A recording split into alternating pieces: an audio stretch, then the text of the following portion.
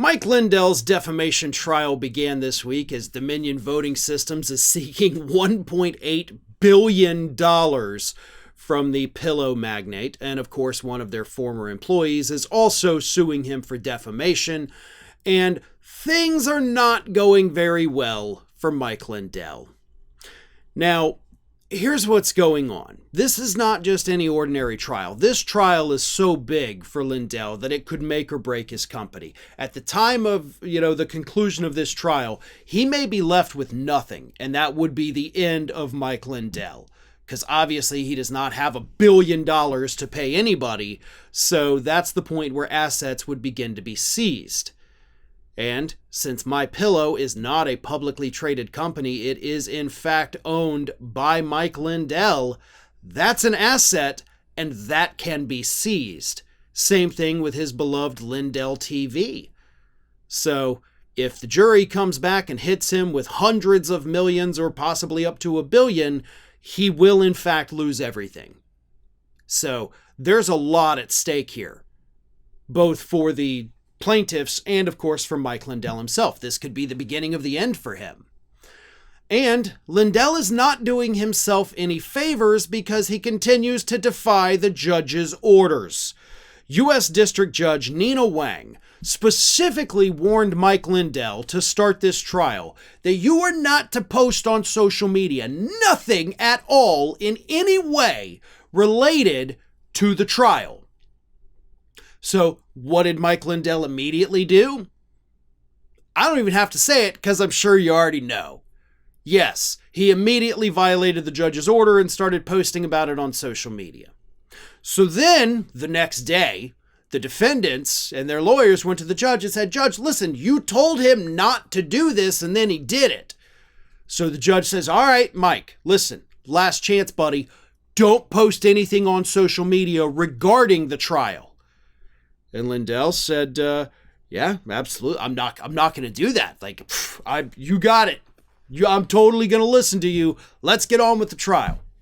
So they go through the trial in the morning, and then of course they hit their lunch break. And wouldn't you know it, during lunch break, Mike Lindell got on social media and posted about the trial. Not once, but twice. Twice he posted about the trial. The first one said, "Your donation helps Mike Lindell and MyPillow, an employee-owned company under relentless legal attack for over 4 years. The battle isn't just about one man or one company. It's about standing up for the right to speak the truth." And yes, that is about the trial. And then he retweeted a post from Lindell TV that said, "Lindell TV is not subject to this restriction under First Amendment protections, but has been advised to avoid covering live or completed testimony to protect the integrity of proceedings." So your company posted about the trial. You retweeted what your company posted about the trial, that your company cannot post about the trial. And even posting that you can't post about the trial is still technically posting about the trial. And then, of course, the other one like, "Hey, please give me money. I need money. I got to fight this thing. I got to speak the truth here in court. And the judge says I can't speak the truth, so give me money." The whole thing, this guy is going to grift till the end. That's what's so funny about it. But here's the thing. And I am assuming this is a jury trial. If not, it would be, of course, up to the judge to make the ultimate decision on, who wins and who loses. But either way, jury trial or bench trial, it doesn't matter.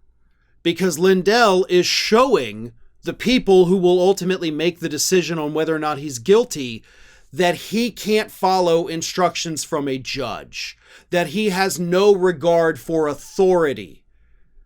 You never, ever, ever, ever, ever in any trial, criminal, civil, doesn't matter. You never want your client to violate a judge's order because that's going to be brought up in court.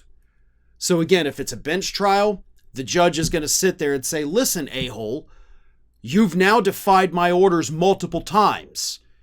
And that's going to set the judge on a path that typically does not end well for the defendant. Case in point, Donald Trump's criminal trial last year. Or if it's a jury trial, those 12 members or 8 members, however big the jury's going to be, they're looking at this like, "Oh, wow, this is a guy that, has no respect for authority, no respect for the rule of law. So, yeah, he kind of seems like a bad dude, right?